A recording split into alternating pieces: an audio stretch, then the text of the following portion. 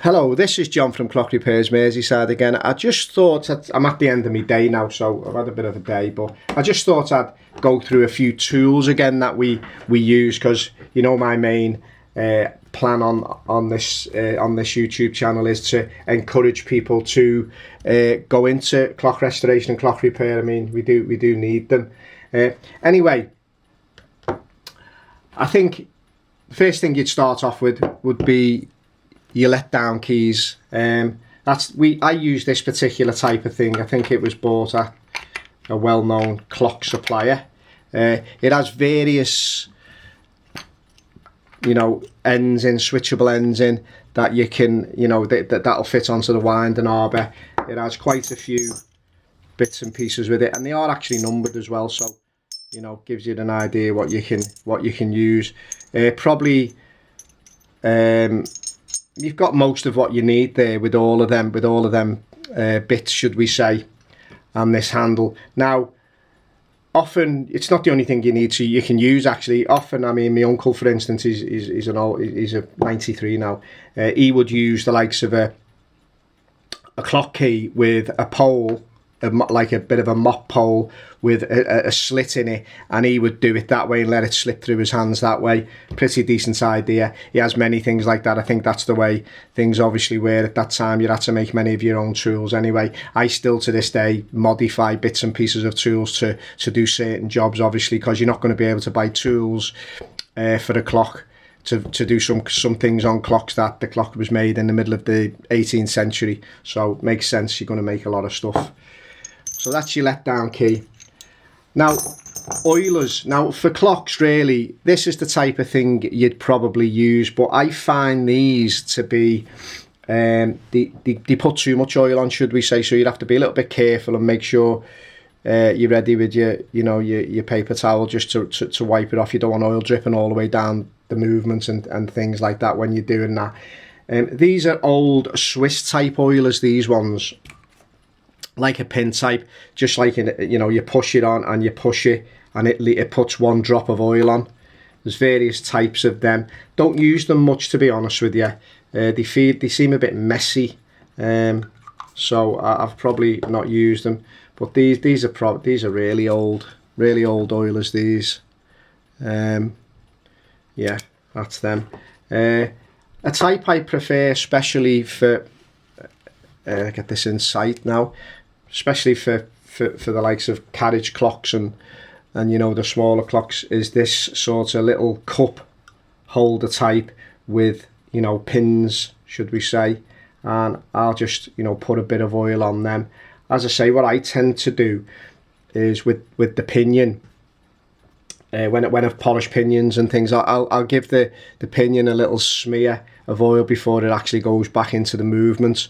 And then I don't have to worry about it too much. Then it has got, it'll have enough oil on, then that'll be fine, because you don't want to over oil a clock, because it looks unsightly for the start off, and it's not good. And then the more oil you've got, the more dust you'll gather at the end of the day. And and this is the type of thing. It's a little bit, no problem. You don't need to overdo it. Okay, so I'll put them aside. Obviously, you'd have your blower. This blows dust off, your clock movements, off your thing. Where we use this as well when we're working on a carriage clock platform escapement. We just give it a little puff off that just to see, is it running, is the balance stuff okay, that type of thing. Don't blow on clocks. Don't, with your breath, you're putting moisture on the clock. You don't want to be doing that. You use a blower. Okay, that's that one. These are just little, what we would say, rat tail files, or we use them to, when we're doing some bushing work, to draw file. In other words, that is, I'll do another video one time on bushing.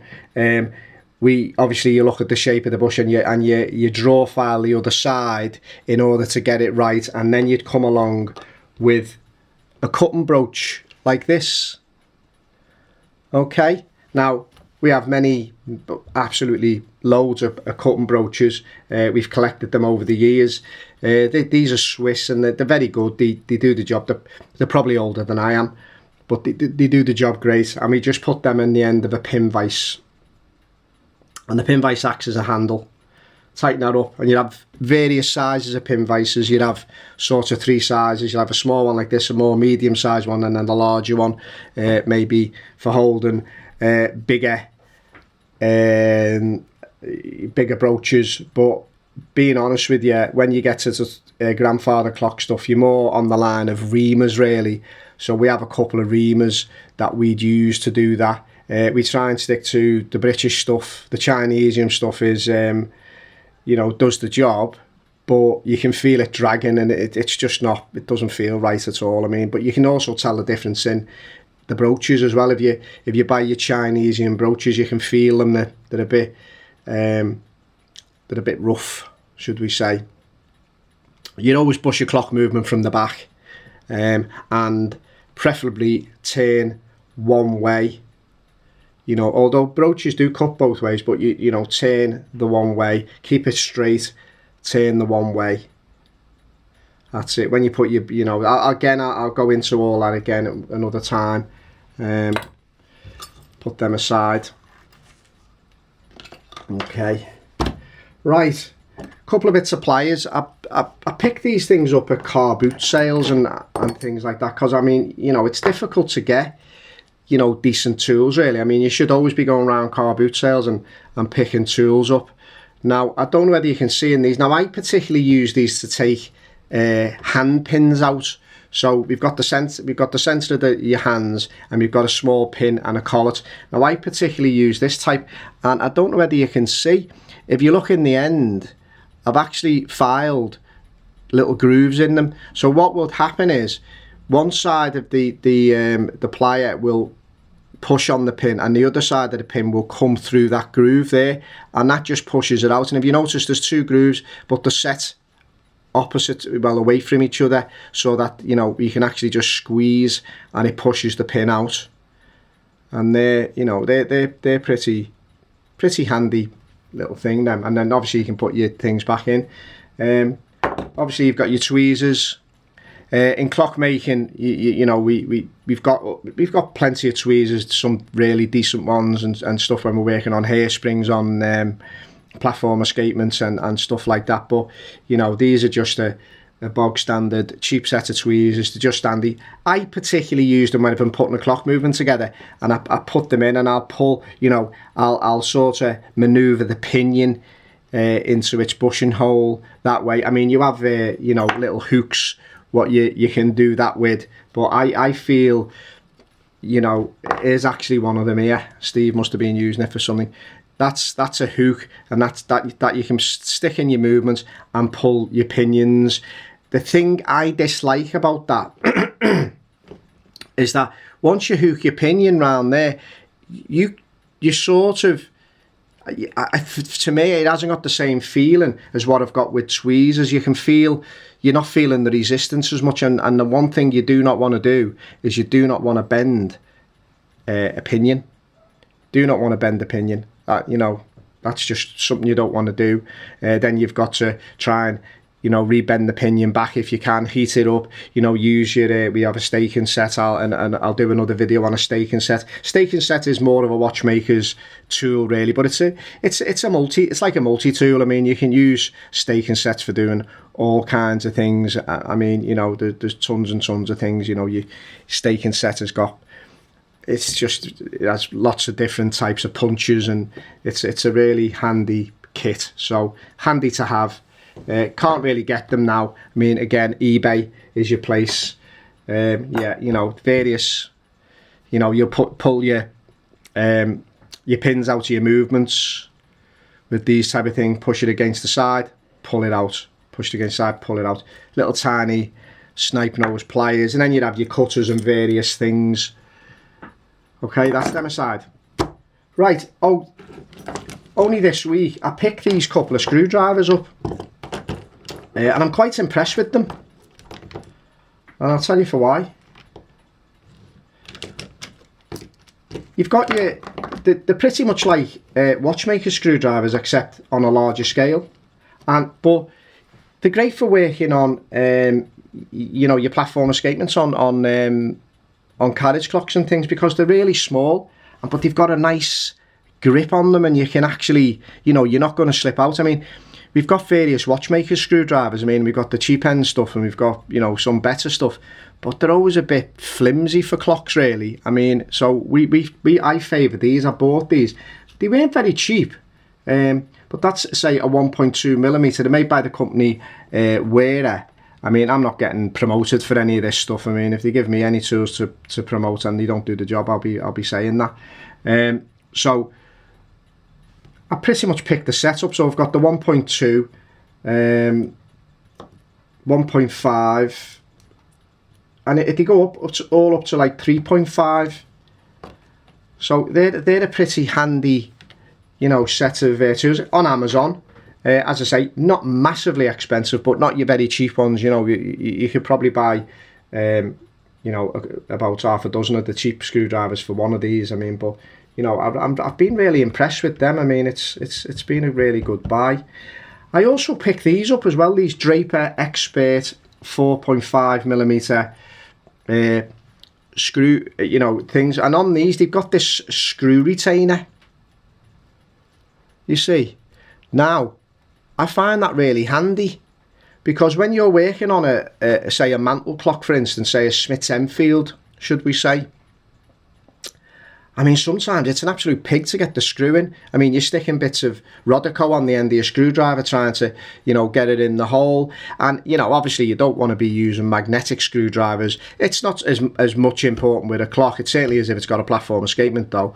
But it's, you know, you're staying away from anything magnetic where clocks are concerned. I mean, you know, they can create havoc. So, but I bought one of them in like a, you know, a flat shape, and I bought the Phillips type, and they've actually got, you know, this screwdriver retainer, and you know what, really handy, really handy. You know, you can pretty much, you know, you can put the thing, you know, put the screw in the hole and then pull it back, and you know, they're great then. But yeah, they work well. Yeah, just having a look at anything else. Yeah, our measuring tools, we use a vernier, cheap stuff, but you know, you can get your measurements. I mean, obviously you're going to need that if you're going to be you know, doing some pinion work.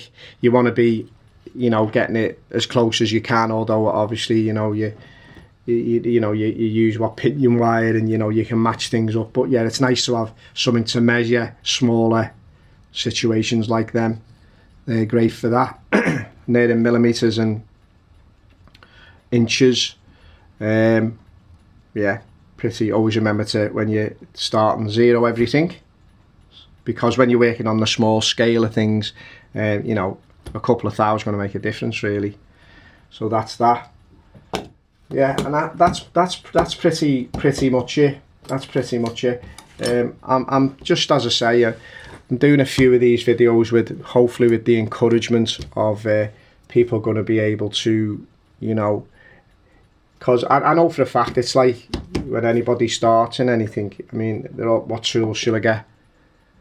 What tools? And I mean, often the descriptions that you see on some of these you know, some of these selling sites, I mean, you know, God, I mean, how would you make a choice out of them? I mean, but yeah, that's pretty much it on the tool situation. I mean, if you, around our workshop we have various tools for different things. Some of them have been here forever, really. I mean, you know, they probably get used once in a blue moon, if ever. But yeah, I always go around car boot sales. You know, I look through auctions. I buy quite a few tools, and funny, you know, the very horological tools are a very easy sell on eBay and stuff like that. I mean, if I get a surplus amount of stuff, say I've bought a load of stuff, I'll just sort of list it on eBay or something, and pretty much it sells. It's gone. It's gone virtually as soon as the advertisements come up. And a lot of people in America buy a lot of the tools. I mean, you know, absolutely a lot of stuff we've had has gone to America. A lot of anything we've had has gone to America. Russia. I mean, we're, you know, it's an easy sell. But yeah, they're your basic hand tools. You could probably do quite a lot on clocks with them. You could certainly dismantle them, no problem. Obviously a bit of bushing work and, you know, and a you know, pinion work, bit of a different situation altogether. Then you know, you need them to do pinions. You need a mini lathe, like the little one I've got there. Although I've got the big one, my Drummond, which I really like. Seem to have an affinity for that lathe, but the little lathe, I mean, it gets a lot of use, and I've got to be honest with you, you know, it really doesn't let us down. And that's made by the company called Saig. It's a little CO lathe, not one of them plastic ones. It was about 400 quid, something like that. But it's got a little scroll chuck in it, and you know, I think it only goes up to about 9mm, 10mm. It's nothing major. But you know, you can pretty much do everything, and it's pretty accurate. Well, it's accurate enough for what we need. But yeah, but I'm happy to answer any of your questions if I possibly can. As I say, these are the tools I use. Our workshop is pretty, you know, a traditional type of let's get on with the job situation.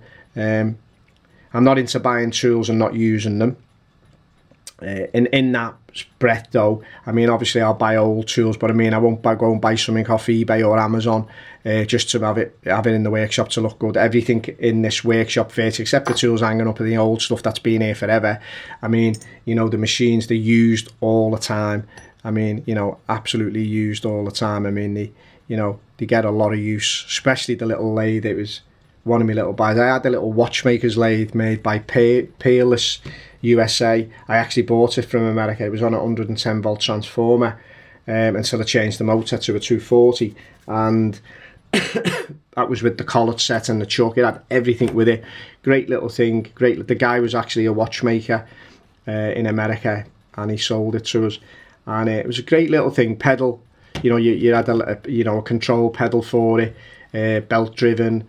Nice thing, but it just never had that. It never had what the little lathe had. I mean, we never had enough power.